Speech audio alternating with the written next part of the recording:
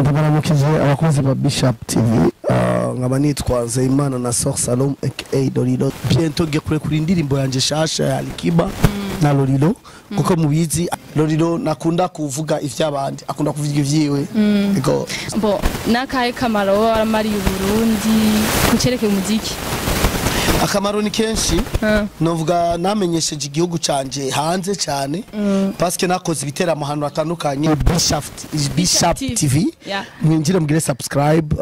comment like and share vyiza cyane ku bacuranzi ku ba journaliste bacu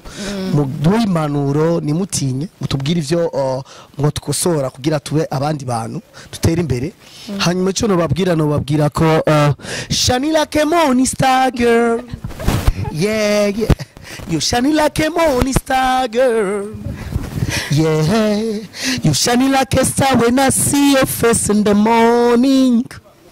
You shining like a star when I see your smile in the morning. Kuguheba no kukwitesha ntibi kuna. You shining like a star when I treat you better in a pumba. Is Lizo Manizo for Shizo Mzizwa Jewa Simba Nare Rugamba Chambara Burundi. Wese.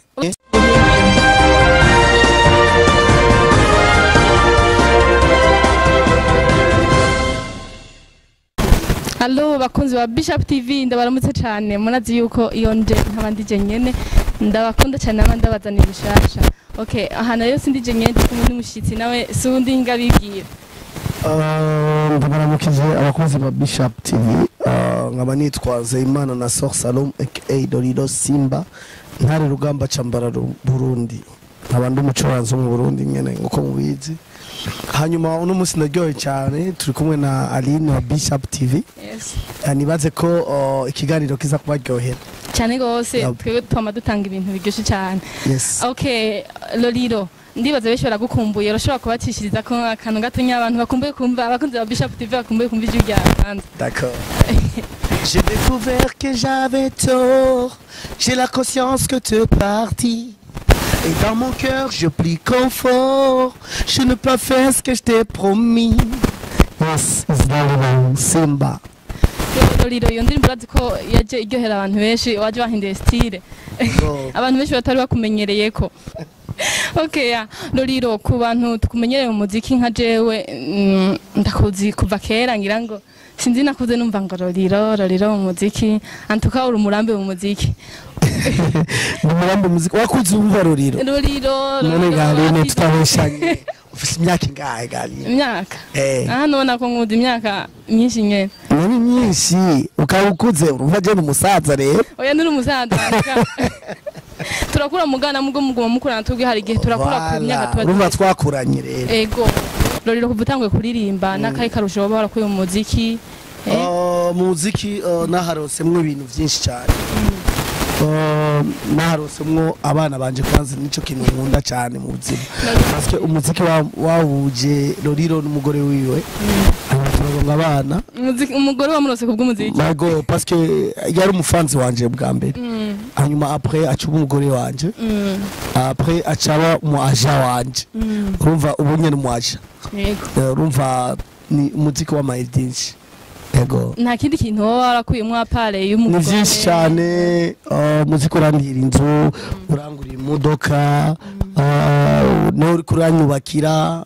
urumva byose umuziki kuri jewe ni byose okay none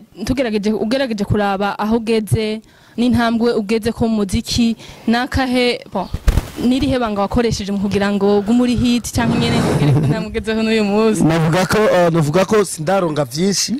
aho shaka gushika sindahashika parce que ni ibintu byinshi shaka ko shikayo ariko ubunyaho ngeze ndashima Imana kuko bientôt ngiye kuri indirimbo yanje shasha ya Alikiba na Lolilo kuko mubizi Alikiba yari mu Burundi twaje turakorana giteramo The King's Park cyari giteramo kidasanzwe hanyuma turakorana n'indirimbo vuba mugiye kuronga amasanamu yayo abo nta kavira soka iyo ndirimbo irasoka indirimbo itagote muzoyimenya simuna kuvuga ikintu naragiheza nkunda surprise. Okay, reka tuyitege vuba kumbura uri mu kuduha ibishasha none tugerageje kuraba canke kuva wewe umaze gutangura nk'umurambe nyine nkuko natanguye ndabivuga mu muziki mu Burundi bo nakahe kamaro waramariye Burundi kucerekeye umuziki akamaro ni kenshi novuga namenyesheje igihugu canje hanze cyane parce que nakoze ibiteramo ahantu hatandukanye ma Norvège ma Danemark ma Suède Irlande ma Angleterre cyane cyane nagiye ahantu henshi nagiye East London ngenda ahantu bita Manchester Liverpool Birmingham ruva na henshi nagiye muri Angleterre hanyuma ahandi nagiye mu Afrique du Sud na Australia ngenda mu Canada kuba umuziki gusa bere ushobora kurera urundi gwaruka ku Burundi mu muziki imbere ego ndafise label yitwa Simba Gang kuko mbonye ku modoka yanje handitsweho Simba Gang Simba Gang label ya Lolilo groupe ya Lolilo ni gang ya Lolilo nuko namanda bikora harimo umucuranzi kwa Lion nondi to Fast Lion n'abacuranzi bashasha ndiko ndashiramwe ingufu kugira basohoke nabo nk'abandi muba mukorera hehe canke iyo label yawe turaronga aho dushira biro yacu mugabo irahari irazwi kandi irafasha bo none ugerageje kuraba nk'ugwaruka ruko raduga umuziki bo bariho benshi bariko bararimba bafise bari abajeune talente bashaka kuduga cyane mu muziki ni nk'iyemanuro baha kugira ngo bakore bashobore kugeza mwayego mwarakoze namwe mugira bashobore gutezesha imbere umuziki w'u Burundi bageraho mu makungu bageraho mutage shobe kugeza nkuko namanda bivuga buri munsi abo abacuranzi bandi namandako ndanga impanuro mubarondere mu babaze bonyene parce que jewe sinzi ikibarimwo cange ikintu bariko barakora mwo barondera mukababaza Lolilo nakunda kuvuga ivy'abandi akunda kuvuga ivyiwe